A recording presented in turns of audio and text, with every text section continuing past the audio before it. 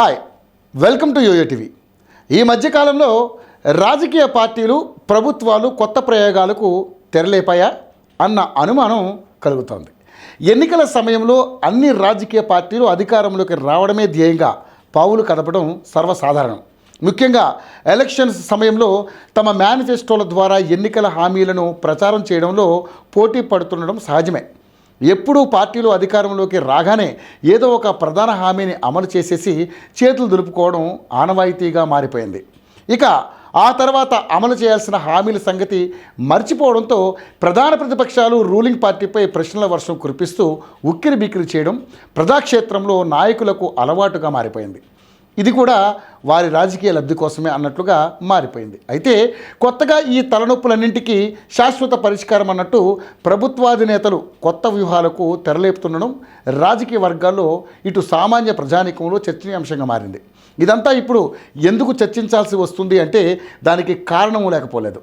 ఏపీలో అధికారాన్ని చేపట్టిన కూటమి ప్రభుత్వం హామీల అమలు విషయంలో జాప్యం జరుగుతుండడంతో అటు ప్రతిపక్ష పార్టీలు రూలింగ్ పార్టీని ముప్పు తిప్పలు పెట్టడం, అటు ఏపీ పబ్లిక్ సైతం కూటమి ప్రభుత్వాన్ని నిలదీస్తుండడంతో కూటమి అధినేత ముఖ్యమంత్రి నారా చంద్రబాబు నాయుడు మీడియా లైవ్ ఏర్పాటు చేసి ఆంధ్రప్రదేశ్ ఆర్థిక పరిస్థితి గురించి ఏపీ ప్రజలకు మీడియా ద్వారా తెలియపరచడం అన్ని రాజకీయ పార్టీలతో పాటు ఏపీ ప్రజల్ని విస్మయానికి గురిచేసింది. ఈ సందర్భంగా రాష్ట్ర అప్పులు కుప్పలుగా మారిందని, వైసీపీ చేసిన అప్పులకు వడ్డీలు కట్టడానికి చాలా డబ్బులు ఖర్చు అవుతున్నాయని చంద్రబాబు వాపోయారు. రాష్ట్రంలో అభివృద్ధి కుంటిపడిందని, సంక్షేమ పథకాల్ని అమలు చేయలేకపోతున్నామని కుండ బద్దలు కొట్టినట్టు చెప్పాడు. ముందుగా రాష్ట్రంలో సంపద సృష్టి జరగందే అభివృద్ధిని పరుగులు పెట్టించలేమని చంద్రబాబు ప్రజలకు తేటతెల్లం చేశారు. పథకాల అమల్లో జాప్యం జరిగినా రైతులు, ప్రజలు సంయమనంతో భరించాలని స్పష్టం చేశారు. ఇక నాకు చంద్రబాబు గురువు కాదు, నేను ఆయనకు శిష్యుణ్ణి కాదు, సహచరుణ్ణి మాత్రమే అని మాట్లాడే సీఎం రేవంత్ రెడ్డి సైతం సేమ్ టు సేమ్ అన్నట్టు అదే ఏపీ సీఎం చంద్రబాబు స్ట్రాటజీనే తెలంగాణలో అమలు పరిచాడు. రాష్ట్ర ప్రభుత్వానికి నెల ఆదాయం ఎంత వస్తుంది, అది ఎలా ఖర్చు పెడుతున్నాం అన్న అంశాల్ని ఒక వేదికపై చక్కగా వివరించాడు. సర్ప్లస్ బడ్జెట్లో తెలంగాణ రాష్ట్రం ఖజానాలో పైసలు లేవా, సీఎం రేవంత్ రెడ్డి చెబుతున్న లెక్క సరైందేనా, లేదా ఎన్నికల సమయంలో ఇచ్చిన హామీలని అమలు చేయలేక కుంటి సాకులు చెబుతున్నారా అన్న అనుమానం కలగకమానదు.